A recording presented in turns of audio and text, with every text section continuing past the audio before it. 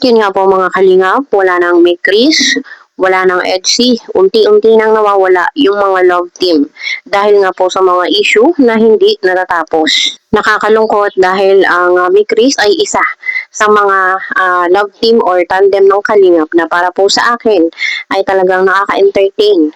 Good vibes lang ang hatid na dala. Kaya po nakakalungkot isipin na wala nang may Chris at nagdesisyon na si Kalingap Rob na tapos na, hindi na po itutuloy ang may Chris, ang tandem na may Chris. Pero wala po tayong magagawa dito dahil ito ay desisyon na ni Kalingap Rob.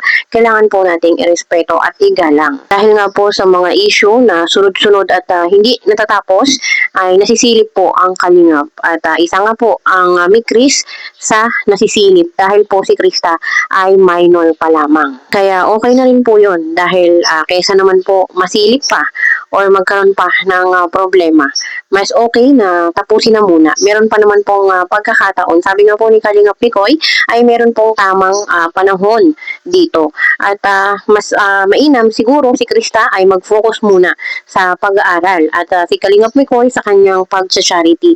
Hindi naman po sila nawala sa Kalingap. Ang mahalaga ay Kalingap pa rin sila. Hindi naman po nawala.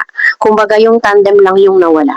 Kahit pa paano magkikita at magkikita pa rin sila. Lalo po sila ay nasa iisang community lamang. Alam naman po natin sa Kalingap napakadaming event. Kaya po lagi sila ding magkikita pa. Makikita pa rin po natin sila sa mga vlog kahit po sa Velvet, sa live selling, sa ibang vlog ng iba po nating Team Kalingap, makikita at makikita pa rin po natin sila. Nawala lang po talaga yung ating nakasanayan na sila po ay kumakanta, nagpapakilig, talagang yung entertainment na ibinibigay sa atin. Yun lang po yung nawala. Pero nandyan pa rin ang may Chris. Sabi nga po ni Kalingap Mikoy sa tamang panahon ay siguro, malay po natin, no? Pagkatapos ng 2 years ay ibalik yung may Chris. Kaya nakapag-decide kami, ako mismo nakapag-decide ako na kailangan ko nang itigil ito. Kailangan ko nang itigil ito. Hindi ang love team ang ititigil ko. Hindi ang love team. May isa lang akong ititigil. Sa ngayon, may isa akong ititigil. Yun ay sana maintindihan niyo po, Sana maintindihan. Huwag kayong ng sapdanin ng sama ng loob. Itigil ko ang may Chris. Ayan. Kasi sila talaga yung nakikita ng mga baguhan sa community natin. Kasi sila yung nakikita, Kahit dito sa loob, okay, pero sila talaga yung pinupunteriya. Kahit, yan. Kaya nga kahit sabi ko kahit ituloy ko, wala naman talagang problema. Pero dahil para sa ikatatahimik, ganyan na lang, itigil na lang natin yung may Chris. Pero yung love team, hindi natin titigil. I mean, yung ibang love team, hindi natin titigil. Tuloy-tuloy pa rin yan. Kasi si Krista is bata pa nga, Siguro, pwede siyang magkaroon ng tandem, pero yung malapit sa kanyang age, yung malapit sa edad ni Krista. Kasi sa iba naman, gaya ng mga artista, may mga minor din naman, pero yung katandem love team nila is yung malapit sa kanilang edad. And about naman kay Mikoy, yun, baka malipat din siya sa ibang tandem. Kasi tandem lang naman po sila talaga.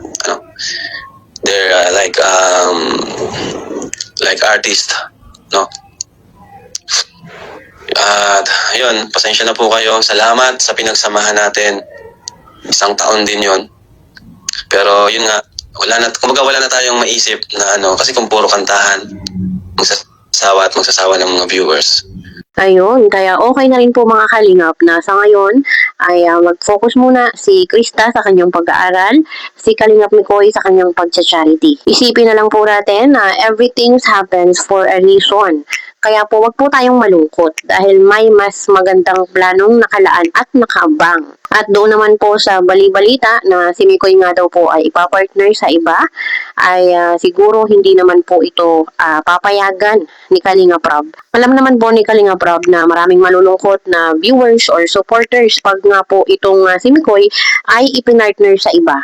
Yan, alam ko marami dito nalulungkot, marami po nadidismaya, pero yun po, sana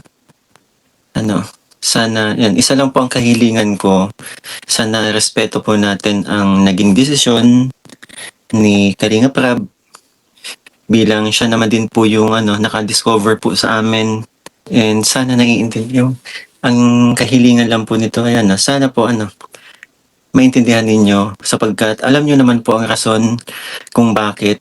Saka saka hindi niyo ang mangyayari lang naman nito is hindi niyo na po mapapanood yung kwento po ng Mikris pero still makikita niyo pa rin po si CJ, nasa Team Kalinga pa rin po. Ako po, nasa Team Kalinga pa rin. Makikita niyo kami, pwede kaming may possibilities na magkasama kami in one frame. Pero hindi nakakagaya po nung nakasanayan ninyo mapapanood ninyo na kikiligin kayo, kakaroon kami ng ganong usapan.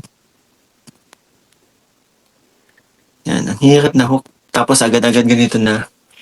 Hindi po natin masisisi si Kalinga Prab sapagkat po.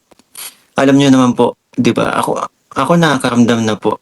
Ako nakakaramdam naman din po na yun nga, may dati pa na may possibilities na po na pwede nga po kaming ihinto. Dahil nga po ganon, paano na si Krista? Bakit nyo iniisip kung paano po si CJ? Si CJ po ay nasa Team Kalinga pa din. 'Di ba? Nandiyan pa rin si Kalinga Prab. Yan, masakit pero respeto namin desisyon. Tama po. Lungkot pero kailangan pong tanggapin. Saka hindi nyo, mali nyo naman po, di ba? Hindi nyo masasabi in the future, di ba? Kahit po ako nagulat. Kanina nasa birthday po ako Nasa birthday po ako ni Beshi kanina. So, dapat may practice po kami ng mga Papa Ball. After birthday ni Beshi, plano na, pumunta ako ng birthday ni Beshi kasama mga Papa Balls na ang plan namin is kakain lang pagkatapos magpa-practice po kami kasi tomorrow na po ang aking sa 22 na po ang yung feeding ko po and mamimigay tayo ng school supplies pero yun nga po sabi ko sa mga Papa Balls bukas na lang dahil nga po yun nalungkot din tayo sa announcement nagkatotoo ang prank mo kay CJ nako.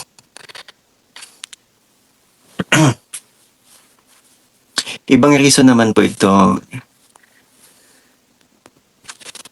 Huwag niyo isipin na nagkatotoo yung prank kasi ibang reason naman, may dahilan naman po kung bakit po na-stop po kami. At alam niyo naman po lahat yun, di ba po? Nabiglangan din po ako.